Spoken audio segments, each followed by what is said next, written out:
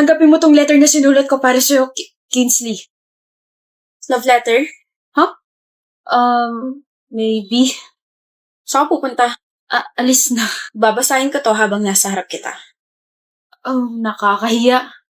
Kinsley, I've known you since last year and I could still remember how you made my heart throb in pain. Miski dugo ko umaalon kapag nakikita kita. Gusto ko lang malaman mo na I admire you and your personality. Genesis. Genesis, ang corny nun. It's short and cute. First time ko makareceive ng ganito. Seryoso? Oo, but anyway, bakit in pain? Di ba dapat kinikilig ka or something like that? Ano ka? May sakit sa puso? Paano mo nalaman? Wait, what? Hindi naman malala. Pero ayun, mas nananaig yung sakit kapag kinikilig ako. Mamamatay ka na ba? Huh? Alam ko ang vulgar ko, pero Hindi nga malala sakit ko, kalma Kinsley. Feeling ko tuloy nag-aalala ka para sa akin. nag-aalala talaga ako kasi what if mamatay ka dahil sa akin? Yung tipong pagkakita mo sa akin, kinilig ka tapos inatake ka. Wag! Ayoko! Bakit ka natatawa? Di ba dapat na-offend ka? Mainis ka sa akin para mawala yung feelings mo sa akin. Sorry ka. Pero isa sa mga nagustuhan ko sa'yo ay yung strong personality mo. Kaya, mahirap yung gusto mo. I'll keep liking you no matter what. Hoy, Bakit? kakakilala ko pala sa'yo pero bakit ang Ano? charming mo ha? Bisit. Shucks. This is so not me. Excuse me, I have to go. Thank you, Rito. See you when I see you, Kinsley. Thank you for reading my letter. Happy birthday, Kinsley. Binigyan mo pa rin ako ng regalo. Ayaw mo ba? Gusto. Notebook. Ang hirap mo talagang basahin. Hindi ko alam kung impressed ka ba sa notebook na yun or disappointed ka. Notebook na may poems. Sinulat mo? Hey, oo. Mahilig ka talaga magsulat, no? Sobra. Tapos alam mo ba? Kinikilig ako. Sabi mo nahihirapan kang basahin ako, kaya ayan. I just told you what I felt. Kinikilig ako. Thank you for this. Hoy! Ano ba? Sungit mo naman po. Sino ba kasing inaantay mo? Malayo pa lang, kita na kitang nakatulala dyan. Ikaw inaantay ko. Ang hilig mo sa ha na yan.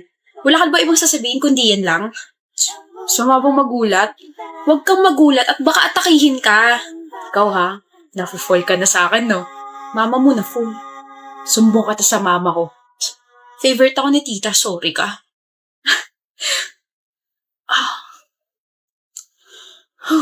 Kalma. Kinsley, bakit nandito ka pa? Inaantay si Genesis. Uwian niya na, diba? Kanina pa siya hindi nagre-reply sa akin eh. Kanina pa sinugod sa ospital si Genesis. Mukhang tuluyan na nag-fail yung heart niya eh. Sabi niya hindi naman malala sakit niya eh. Kinsley, nag-flatline na daw siya. Ano?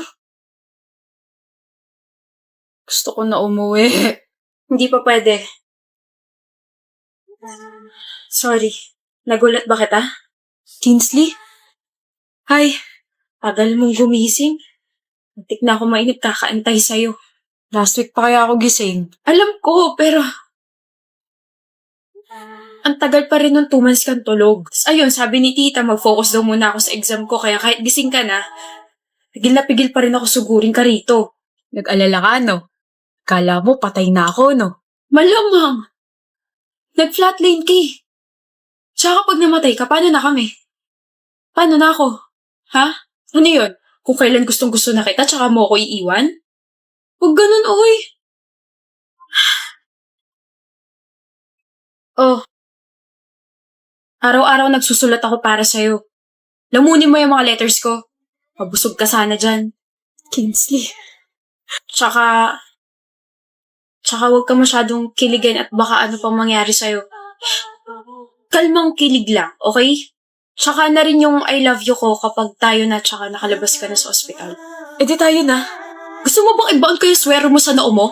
Manahimik ka nga.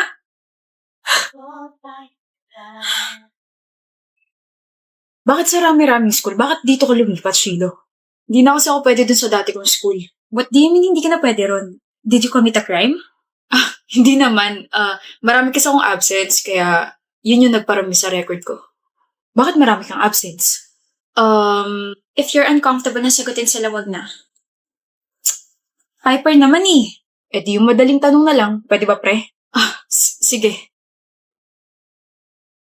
Shiloh, what's your pet peeve? Pet peeve? Ano yung pet peeve? Sabi na hindi niya alam yung word na yun eh. Akin na 100 ko, Anders. Ba yan? Ina, natalo pa nga sa pustahan. Pet peeve ko, aso. Aso ang putek. Sorry, ano ba yung pet peeve? Mas mahigpit dito, pre. Baka nga hindi pa nangangalahati yung taon, pangit na agad yung record mo dahil sa mga grades mo eh. Kahiya yun. Ang word na pet peeve, yun yung isang bagay na kinakainisan mo sa isang tao. For example, isa sa mga pet peeves ko sa mga tao, ay yung mas pinipili nilang pagtawanan yung mga nagkakamali. Or yung mga may hindi alam na word, ganon. Gaya nila. What did you say? Wow, Piper, parang hindi mo tinatawanan yung mga ganitong tao dati ah. Ikaw na nagsabi, dati. I was like that when we were in high school. College na tayo, uy. Never heard of the word character development, Anders? Ewan ko sa'yo. Sige, kampihan mo yung new student na yan. Tara na nga, Evie. Sorry, nag-away pa kayo ng friends mo dahil sa akin. Huwag kang mag-sorry. Wala kang kasalanan, okay? Anyway, gets mo na ba yung word na pet peeve or do you want me to explain pa? Gets ko na. Salamat, Piper. You're welcome. Kaya ako maraming absent sa dati kong school kasi palagi kong binabantayan si mama sa ospital. Piper, it's so nice to see you again. Evie, it's been 6 years na, no? Buti nakarating ka rito sa reunion ng batch natin. Umangkad ka yata, Piper. Anders. Ngayon na lang ulit tayo na kompletong 3. Kinakataf mo kasi kami nung nag-third year college tayo eh. Dahil kasi yun kay Shiloh, diba? You chose him over us. Anyway, ayoko na bumalik sa past natin. Alam niyo ba, I got cheated by this ugly guy. I was about to give him another chance pero buti na lang, ang non-negotiable ko ay cheating. Sabi ko kasi sa'yo, ako na lang, Evie. Ayoko maging jowang kaibigan, stop it.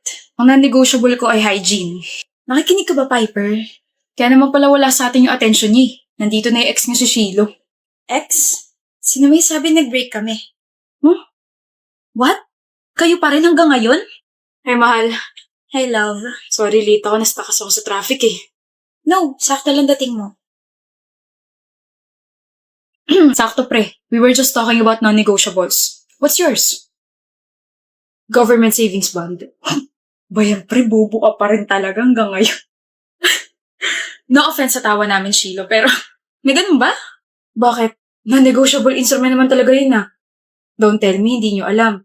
Graduate din naman kayo ng accountancy. Di may ipababang meaning yun? Bigyan mo ako example. Girl, nakaya naman tumaga sa relasyon kasama siya. Kung ako ikaw, napagod na ako kaka-explain sa kanya ng mga bagay-bagay. Nakakatawa na may mga taong di pa rin talaga nagbabago, no? Gaya niya, no? Di pa rin kayo nagbabago and buti na lang, hindi ikaw yung girlfriend ni Shiloh. What? I'll give you 2 examples of non-negotiable love. 1, cheating. Kapag nag-cheat ka, wala nang second chance. Bye-bye na. Second, my non-negotiable is katoxican. If toxic ka sa akin, I don't want to deal with you anymore. I'll cut you off. Gaya nitong dalawang to. Gets?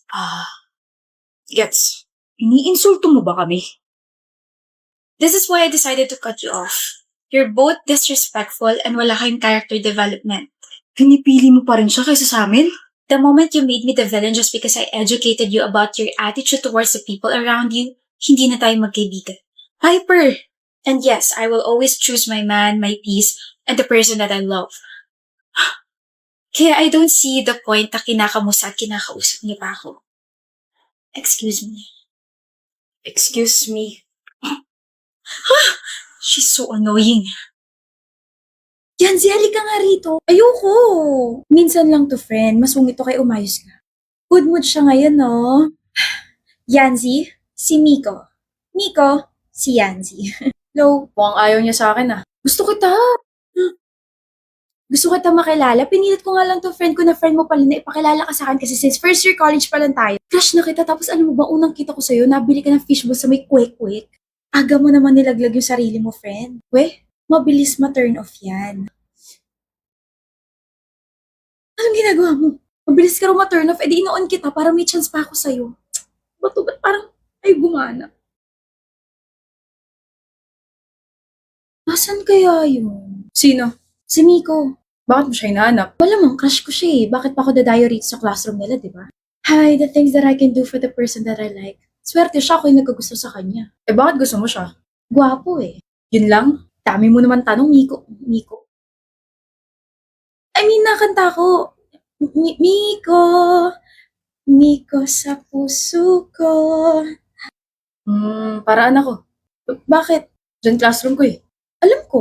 I mean, daan na. Minsan na nga lang makausap, palpak pa. Kinantahan ko pa siya, wala pa man din sa kondisyon tong boses ko ngayon. Sana pala sinewan ko na lang siya. Sige nga, sayo ka nga. Ganto. Ha? Mama. Kala ko may naliligaw na zombie. Busy ka? I have 30 minutes before my next class. Bakit? Then, akin ka. Huh? I mean, akin na muna yung time mo kasi I wanna introduce myself properly. Yung nangyari kasi nung isang araw nung pinakalala ko ng friend ko na friend mo pala, that wasn't me. May kambal ka? Wala, pero that was me na nagulat sa presence mo kasi, oh yan eh. Nagulat ako kasi ang gwapo mo pala sa malapitan. Wala kang pores. Sana all. I'm Yancy Sylvester, 20, tapos dyan lang ako sa may second floor. Comes yung program ko, tapos dumadaan ako sa classroom niyo para masahit ka, makita ka, tsaka matignan ka. Pare-pares lang yun, di ba? Oo, kasi pare-pares lang naman yung nararamdaman ko kapag nasisilayan ka eh. Kinikilig ako. Okay, kinikilig! You're funny. Ay, kapag may napapatawa ako, nagiging crush nila ako. Hala! Crush mo na ako? Huh? Natawa ka eh. No. Papunta na rin yun dun. Ano ka ba? Sige, see you around, Miko. Miko, yung shoelace mo. Good morning din sa'yo. Salamat sa pag-greet sa akin na kompleto na yung araw ko. Uy, wag ka masyadong ngumiti. Baka ma-fall ka na niyan. Oh, Ako pala yung na-fall. Literally.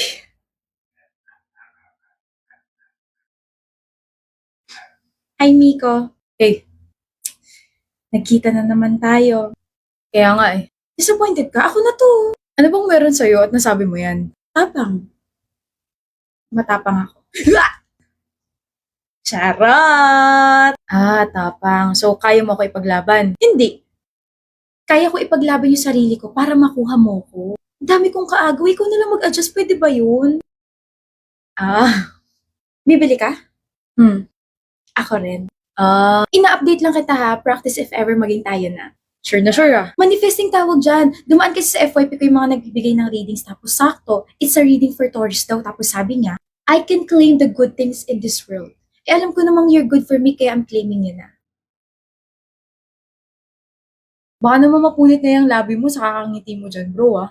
Well, there's this girl kasi na may gusto raw sa akin. Natutuwa ka sa kanya, no? Yeah, she's literally the funniest. In love ka na ba? Uy, hindi ako in love ah. Maaga pa para sabihin yan. Pero I find her interesting. I like her personality.